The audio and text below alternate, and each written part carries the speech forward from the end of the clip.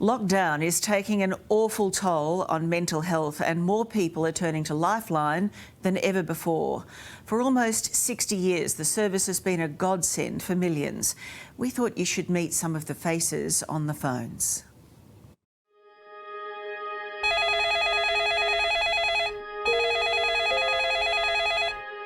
It's an absolute privilege to be on the phones and be there to support somebody in their time where they are so distressed.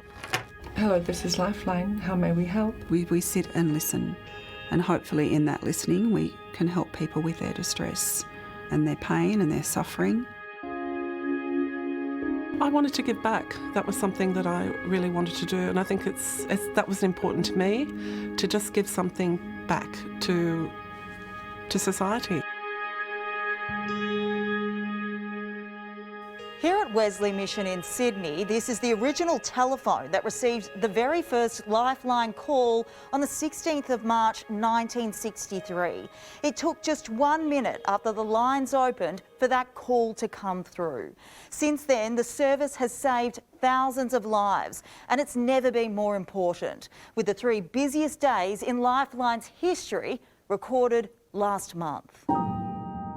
Liz Locke, Natalie Watson and Suzanne Briggs are just 3 of the faces behind the phones at Lifeline in Sydney.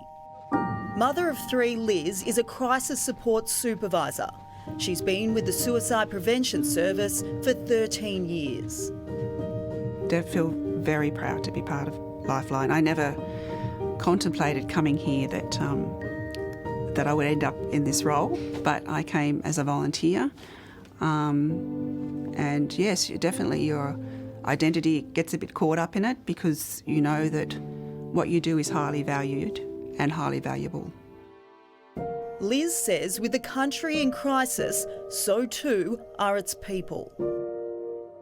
I know a lot of people who are calling for the first time, and they would often say, I never thought I'd find myself in a position to be calling Lifeline. We sense a lot of loss and grief. Can you tell me a little bit about what... Natalie Watson has been with Lifeline for 3 years. She started as a volunteer, but now it's her job. Why do you do it? Lots of reasons.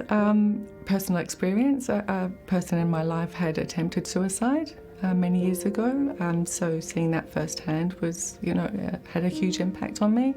But I guess more recently, to demonstrate to my kids the importance of giving back. Natalie says the reasons people call haven't changed during COVID, but the struggles have amplified. Lots of loss of jobs, loss of identity, loss of self-worth when they're not going to work perhaps, or relationship breakdowns. That those were all already there, but just it's so much harder now for people, I'm finding. Hello, Lifeline. There are callers from across the country and from all walks of life. As young as 15 in the last week, up to, I spoke to someone the other day in their 80s. Hello, this is Lifeline. How may Suzanne Briggs has worked the phones for 7 months. She works in the arts and became a volunteer during COVID. It was a perfect opportunity for me to do the course. I had some time to do it, and it was one of the best things that I had done. Suzanne says it's changed her perspective on life. I didn't realise before I went on the phones how much loneliness is really out there in our society. Does it make you sad? Yeah, it does. Yeah. You think there's no one for some of these callers to talk to except Lifeline. Yeah. But thank goodness we're there. Imagine if we weren't. Lifeline has already received more than 700,000 calls this year, which is up by more than 20% compared to the year before COVID. Most have come from New South Wales, and second to that, Victoria. There are around 4,500 crisis supporters who are part of a team of 10,000 volunteers. It costs around $3,500 to train volunteers, and the service desperately needs another 300 to help with the increased demand.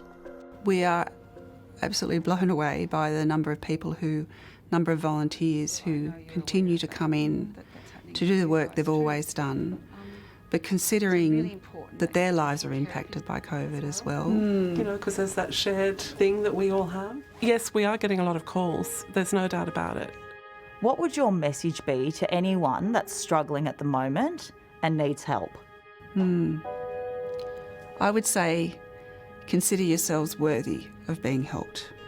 Don't go through it on your own. That you don't need to go through it on your own. We're here to support you. We're here to listen and be there for you.